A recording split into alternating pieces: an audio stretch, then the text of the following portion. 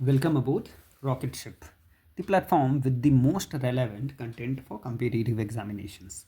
This is Rocket Ship IS Lab and continuing with our series on answer writing for general studies papers of civil service main examination. We take up a question that you might encounter in GS paper 3.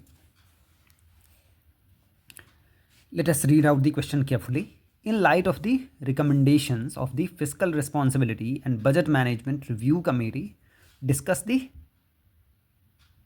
magnitude of public debt in India and its implications for India's economy. As you can make out, the main body of the question requires you to talk about the magnitude of public debt in India, that is, how large it has become, and its effects on India's economy, its implications, that is, what are its likely impacts on India's economy. And you have to do this all in light of the recommendations of this particular committee, that is the Fiscal Responsibility and Budget Management Review Committee. As the question itself mentions a specific committee, you have to briefly mention some of the recommendations of this committee too. That would be the way that would make your answer complete. We are introducing our answer with a piece of current affairs, that is the 2025 Union Budget records India's fiscal deficit to be 4.4% of GDP. This is out of the comfort zone target of 3.5% of GDP envisaged by the FRBM Act of 2003.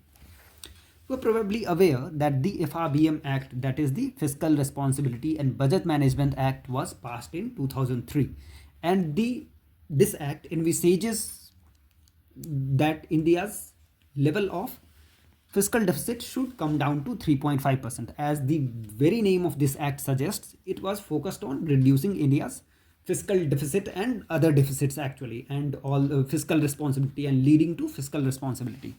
So this act had fixed a target of 3.5% as India's fiscal deficit to GDP ratio.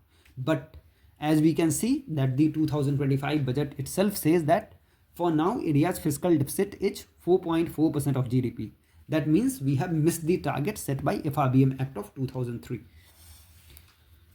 What is of great importance here that you would note down this target, that the FRBM Act envisages the target of 3.5% of GDP as India's fiscal deficit, because this particular piece of information would come handy for your entire UPSC journey. Debt becomes pertinent, relevant to fiscal health, as according to World Bank, India spends more than a third of its revenue on interest payments. This is another piece of important statistics, another important piece of statistics that you should actually get by heart, that you should actually rote learn. You have to mug it, that India spends more than a third of its revenue on interest payments. That would make this problem, the magnitude of the problem, clearer to you. India's public debt to GDP ratio is estimated around 80%, but IMF had raised the apprehension, that IMF says that there is a fear that India's debt GDP ratio, if it were to continue on the current path, it would top 100% of GDP by 2030. That is considered an alarming level actually. High levels of public debt indeed bears important questions for the economy, that the high levels of public debt, they raise some questions for the economy. What are these questions? What are the issues raised? These are, first, it is debt servicing, which can squeeze out capital expenditure. As you can understand from the example of India, that we are spending almost 1/3 of our revenue on merely servicing past debts. We would repeat it, as we are spending more than a third of our revenue on servicing the past borrowing. So essentially we are left with much less to spend on, for example, infrastructure, or for that matter, building some productive assets, which all come under capital expenditure. So essentially we are left with much less to invest in the future of the economy. High public debt ratio, it constrains counter cyclical measures to deal with crisis. Again, try to understand it that there is some inherent cyclicity in any economy. This is, you could say, this is a basic shibboleth, this is a basic dogma of the economy, that no economy can continue rising, continue growing forever. There would be phases when this economy, due to external or internal reasons, it would face some form of slowdown, as had happened during the very recent pandemic and otherwise too. And in those cases, during those phases, the government is required to infuse some, you could say, energy into the economy with making greater provision for capital expenditure. If the government was burdened with servicing past debt, for an example, it won't have enough resources to take these counter cyclical measures, that for an example, infusing capital into the economy.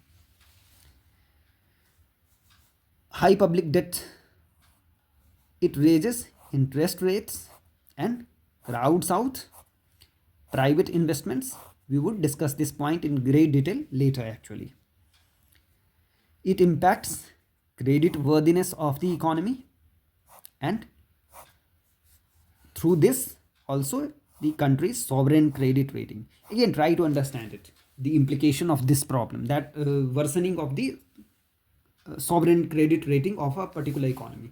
What it means that when a country has a lower sovereign credit rating, it is forced to pay more interest to borrow from the international market, from the, you could say, foreign market.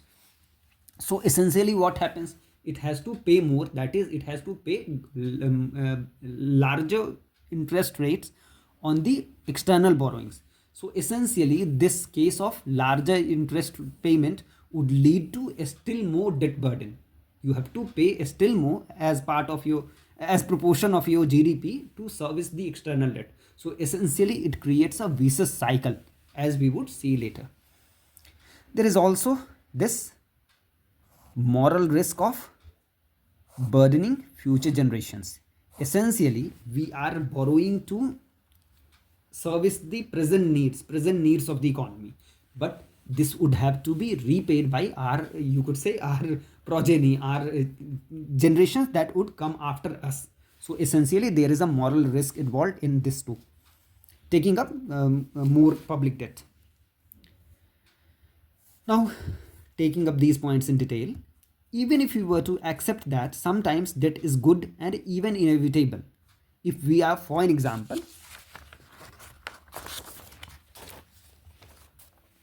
spending, that is borrowing to create infrastructure or other such productive assets, sometimes it's absolutely essential that you borrow from the market, because that is the only way you can build, for an example, infrastructure, or for that matter some other productive asset. But interest payment to repay past borrowings squeezes capital expenditure. This means resources are diverted to service debt rather than investing in the future of the economy. Debt reduces the legroom to deal with cyclical events like slowdown or even black swan events. Like black swan events are something that you have not even conceived of, for an example, an international crisis or a pandemic, as was the case during 2022 in case of India. And try to again back up this point, this fact that during this phase actually, in the post 2013 phase actually, our debt situation was improving.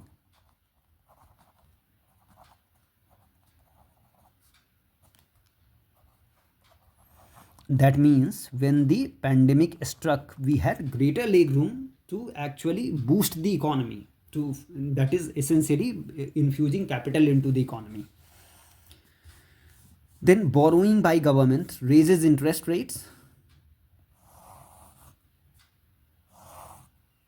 crowding out the more productive and innovative private investments. This is a very important concept in economics, that generally the government borrowing, which are considered much more secure than private debt actually.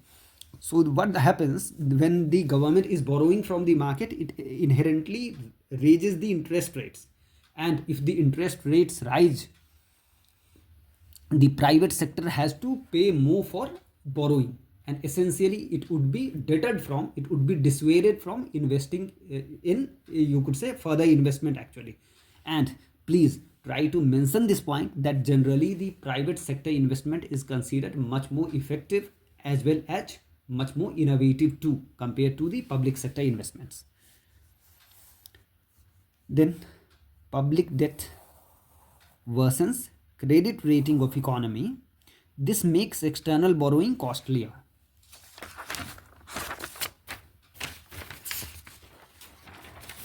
Creating a vicious cycle of high interest rates, worsening the debt situation further. That essentially you are forced to pay more for servicing the external debt. There is a moral hazard that populist programs to win voters would burden future generations with repaying the debt incurred. So essentially the point is, the present day politician, he does not have to actually face the consequences of borrowing, but the future generations, whether the future government or the future citizen, would be burdened with servicing the past debt, the debt that were incurred in the past. Now we would discuss in brief some of the recommendations made by the NK Singh Committee on Review of FRBM. The Committee on Review of FRBM Act was headed by Sri NK Singh. It has recommended a mental shift actually to debt targeting from deficit targeting. As you can understand, nowadays this is one objective, that we are targeting deficit actually. FRBM had this deficit targeting framework. We are suggesting to shift to debt targeting framework, because essentially it is the debt actually, it is the public debt due to which our fiscal deficit situation, or rather the general deficit situation, is worsening. Replacing the FRBM Act with a debt management and fiscal responsibility law. So essentially they are talking of amending or even replacing this law, that is FRBM law, with the much more expanded scope of debt management and fiscal responsibility law. Reducing government debt to 60% of GDP, 40% for union, 20% for states, from 56% and 28% respectively. We are mentioning a figure that is more current. During the period of its actual recommendation, it was something else. But for now, the union government debt to GDP ratio is 56%, and it is almost 28% for the states. The committee, the NK Singh committee, has reducing this to 60% of GDP in total, 40% for the union and 20% for the states. Now there is a welcome development that the Union Budget 2025 takes early steps by targeting a 50% figure for central government debt by 2030, and improvement, as you can see, an improvement over the current rate of 56% of GDP. So essentially there is some movement, there is some, you could say, welcome change, that the central government is focused on reducing its own borrowing, and the target is 50% of GDP by the year 2030. But you can again see that it is still more than the 40% that was recommended by the NK Singh committee. So this was all for today. We will meet again for the next lecture in a few days. As usual, we wish you all the best. Thank you.